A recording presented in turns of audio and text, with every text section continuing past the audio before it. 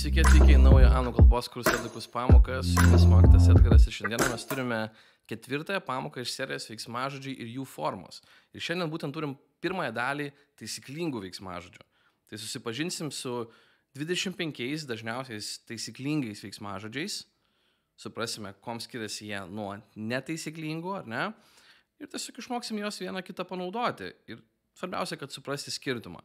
Tai jeigu dar norit parsisiųsti galbūt daugiau žodžių arba frazių su savimi turėti, tai nepamirškit parsisiųsti mano nemokamos audio ir PDF knygelės, kurias susikūręs 87 kasdienės anglų kalbos frazės. Galėsit turėti telefone ar kompiuterį nuolatos klausytis ir prisiminti tiesiog, kad visą tai įsirašytų į atmintį ir tokiu būdu praturtinti savo žodyną. Tai jeigu dar to nepadarėt, kažkur tai aplinkui video tikrai rasit nuorodą, paspauskit, parsisiųskit, prisijungsit prie mano nemokamų pamokų naujienlaiškio ir manau, kad tikrai tai jums pravers. Ok, tai keliaukim tada iš karto prie šios dienos žodžių ir šios dienos temos. Ok, dabar tam, kad man jums paaiškinti, kaip veikia taisyklingi veiksmažodžiai, aš pirmiausia jums turiu paaiškinti, kaip veikia netaisyklingi veiksmažodžiai. Tai pavyzdžiui, valgyti yra netaisyklingas veiksmažodis ir jo pirmoji forma yra tiesiog to eat. Ar ne? Arba eat pats vienas žodis, ar ne, būtų. Ir jį mes naudojame rutiniškam laikė, ar ne? I eat, you eat ir taip toliau. Aš valgau, tu valgai. Tai pavyzdžiui, aš valgau obuolius kiekvieną dieną, būtų I eat apples every day. I eat apples every day. Pirmoji forma, ar ne? Dabar žiūrėkit, turim antrąją formą. Pavyzdžiui, aš vakar suvalgiau obuolį. Aš vakar suvalgiau obuolį.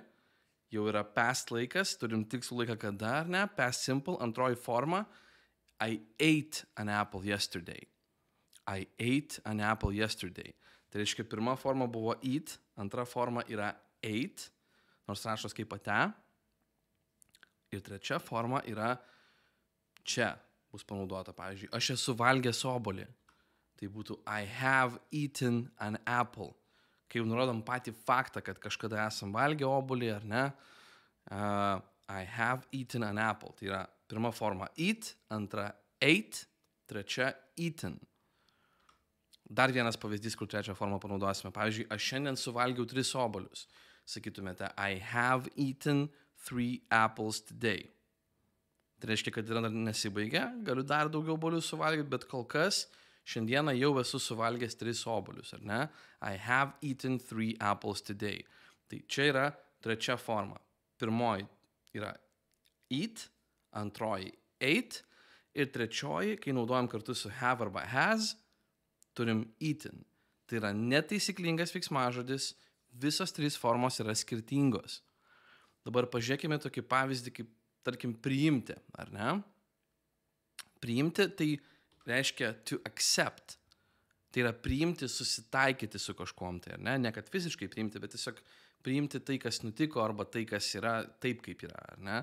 Priimti to accept. Accept. Tai aš priimu tai rutiniškai būtų I accept it. I accept it. I accept it. Bet pavyzdžiui, jis tai priėmė, būtų he accepted it. Antra forma taisyklingose veiksmažodžiuose yra tiesiog id galūnė. Turim e ir d papildomas raidės, kurios gale dasideda, ar ne?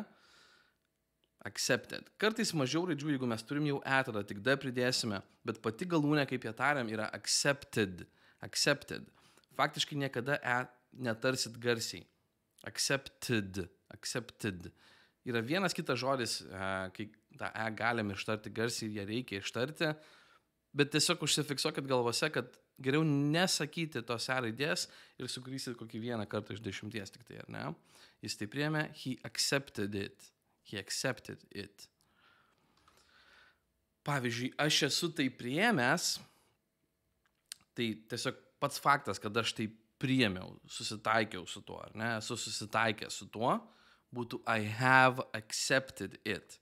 Vėlgi, mato, turim jau have, bet po have žodis liko tas pats kaip ir antroji formoje, ar ne? Tas pats accepted su id galūne. Tai va tuom ir skiriasi antra taisyklingi nuo netaisyklingų veiksmažodžių, kad taisyklingi veiksmažodžiai, jų tiek antra, tiek trečia forma atrodo taip pat su id galūne. Netaisyklingi veiksmažodžiai Mes turėsim keletą pamokų apie tai, ten gali būti visko. Ten gali būti pirma forma vienokia, antra forma kitokia, trečia forma vėl grįžti pirmąją, gali visos trys būti skirtingos, jie dėl to ir vadinami netaisyklingi veiksmažodžiai, nes kažkokios tai taisyklės negalim jiem pritaikyti, ar ne, reikia juos tiesiog išmokti. O taisyklingi įdį galūnę, ar ne? Tiek antroji, tiek trečioji forma. Ir žinoma, pirma forma lieka paprasta. Ok, keliaujam toliau. Tai pavyzdžiui, veikti arba vaidinti būtų to act. To act. Dėl to aktorius, aktorė, actor būtų aktorius, actress būtų aktorė, ar ne? To act. Tai pavyzdžiui, jis vaidino tame filme. He acted in that movie. He acted in that movie, ar ne? Kepti. Čia galbūt kažkokius tai kepinius, ar ne? Pavyzdžiui, orkai tai ypatingai tai būtų bake, ir tada antra forma būtų baked, ir trečia forma būtų baked, ar ne? Baked. Kepti. Pirma forma bake, antra, trečia baked. Elgtis yra behave, tai antra, trečia forma yra behaved. Vėlgi, net yra, matot, ar ne? Behaved. Nesakau behaved, sakau behaved. Liktais va ir da iškartina vienas po kito, ar ne? Behave, behaved. Tai pavyzdžiui, jis vakar elgėsi blogai būtų he behaved badly yesterday. Arba yesterday gali būti priekyje, ar ne? Yesterday he behaved badly. He behaved badly yesterday, ar ne? Ok. Kaip jis vakar elgėsi? Kaip pasakytume tokį sakinį? Kaip jis vakar elgėsi? How did he behave yesterday? Dabar mes jau nebeturim įdį galūnės, ar ne? Pamenat, kaip pasakau, kaip dėliojam past simple laiką. Jeigu turim klausimą, tai jau did yra tas, kuris pasiema antrąją formą vietoj do, dėl to jau behave bus pirmoji formai. How did he behave? Klausimas, bet jeigu teiginys, he behaved, jau įdį galūnę naudojama, ar ne yra? Taip naudojam past simple laiką. Uždaryti yra to close, closed ir closed, ar ne?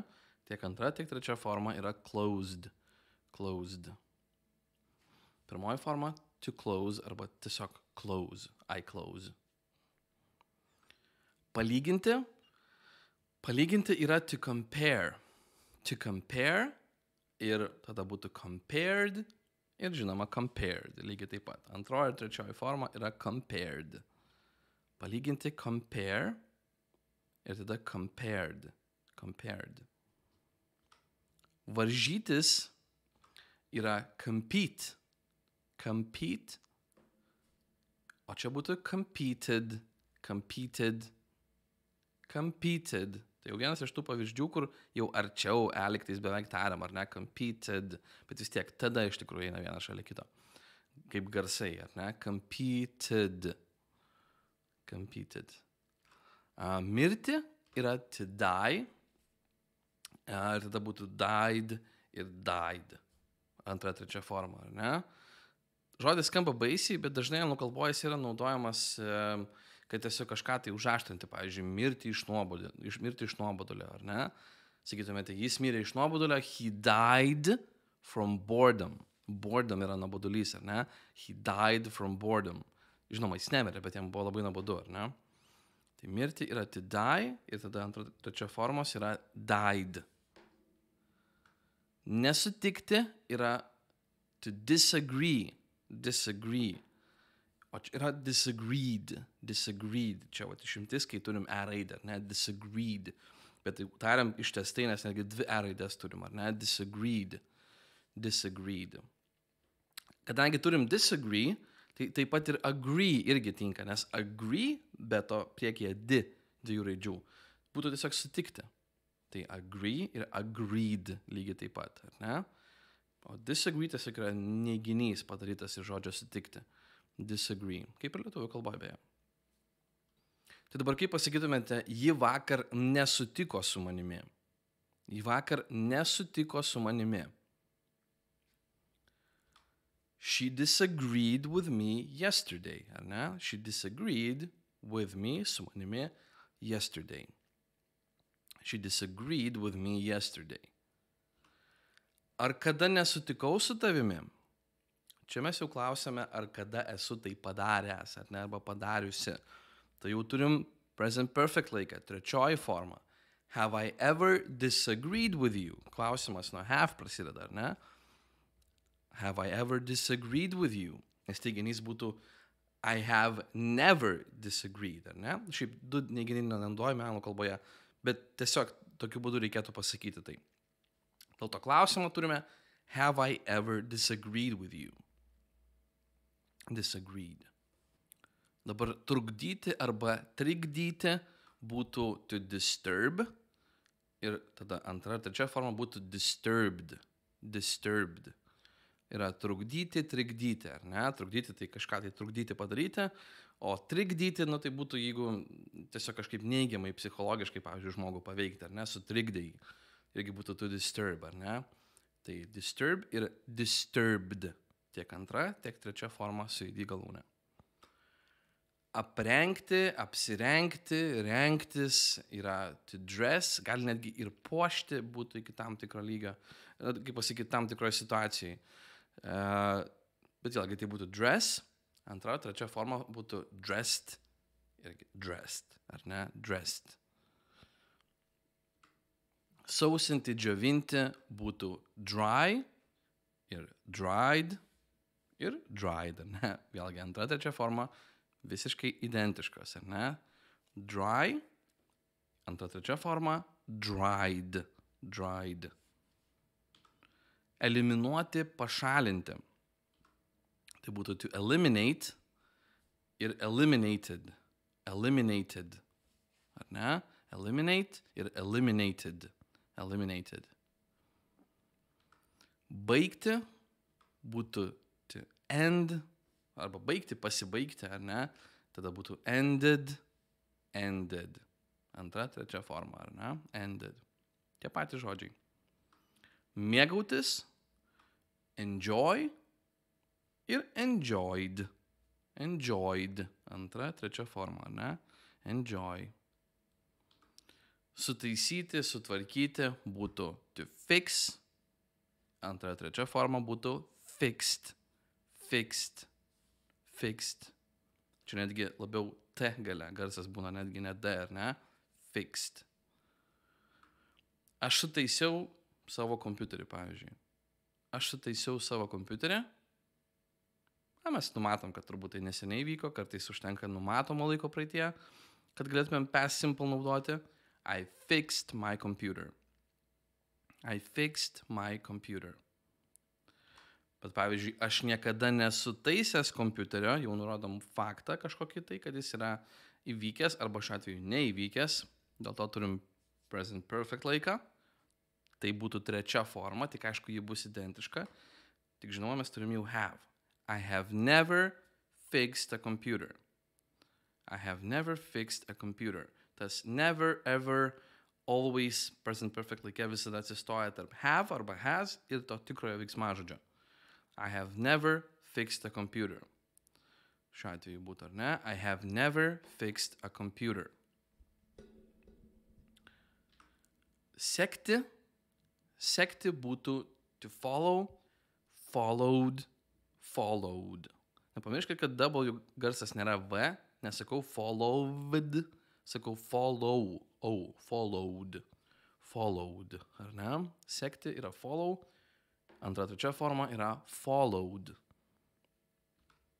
Sustingti, sušalti yra to freeze ir freezed, freezed, freezed.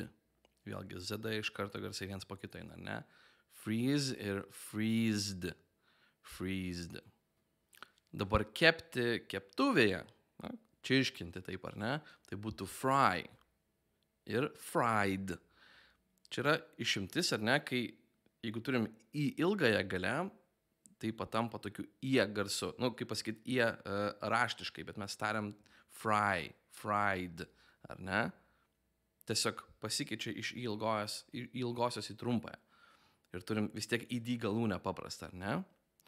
Fried. Fried yra fry. Dar turėsim vieną pavyzdį tokį patį. Sutikti, pasitikti būtų greet ir greeted. Greeted būtų greet. Greeted. Greeted būtų greet ir greet. Antra, trečia forma, žinoma, yra greeted. Dabar spėti ir atspėti gali būti, yra guess. Manau, tokį žinot, netgi brandą, ar ne, prekių. Guess ir guest. Guest. Kaip būtų jau id galūnė, ar ne, guest. Vėlgi labiau netgi t galė skamba, netgi ne d, ar ne, guest. Guess ir guest. Medžioti yra hunt. Hunt būtų medžioti ir hunted.